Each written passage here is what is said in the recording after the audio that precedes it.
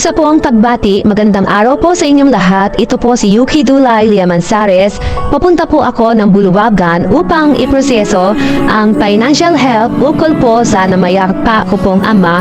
Papunta po ako sa Buluwagan po niyan at ipapasa ang mga requirements. Actually po, pangalawang balik ko na po niyan sa Buluwagan. Pagdating ko po sa Buluwagan, ay inutusan niya po akong mapirmahan sa City Hall of Justice ang mga requirements sa Buluwagan para po maiproseso ang financial help sa aking yumaong ama.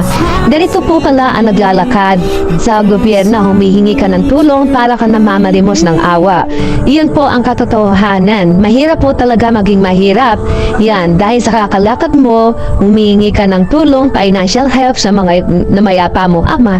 Magtitiis ka po talaga sa gutom, sa pagod, sa pamasahe, sa gastos at lahat-lahat. Yan po ang katotohanan. Dance break po nung makarating ako sa Buluwagan. So naghintay po ako doon sa Hall of Justice para mapapirmahan sa attorney ang mga papeles sa pagpaproseso ng financial help sa aking ama. Buti na lang mabait po ang attorney doon. Sa palagay ko po attorney po yun at pinagtatanong niya lang po ako ukol sa aking biodata sa pagproseso ng mga papel, ganun po.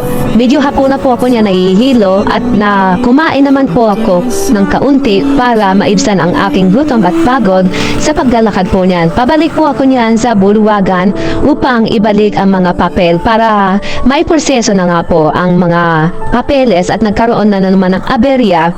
Buti na lang at mabait din ang nasa Buluwagan at nagawa naman po ng paraan para hindi na po ako bumalik at mataksaya ng oras at pamasahe at pagod para papirmahin na po at maproseso na ang mga papel sa aking yumaong ama.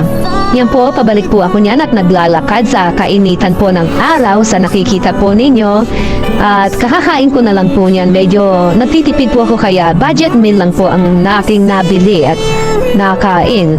Iyon po, iyan po ang harapan ng Hall of Justice. Yan, bagong building po iyan, sabi po ng nagpuproseso.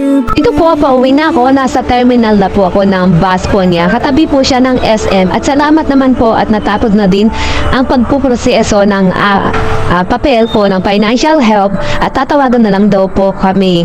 At eto nga, nasumakay ako sa minibus para umuwi. May sumakay na isang medyo medyo bata pa siya, mga nasa 9 of 20.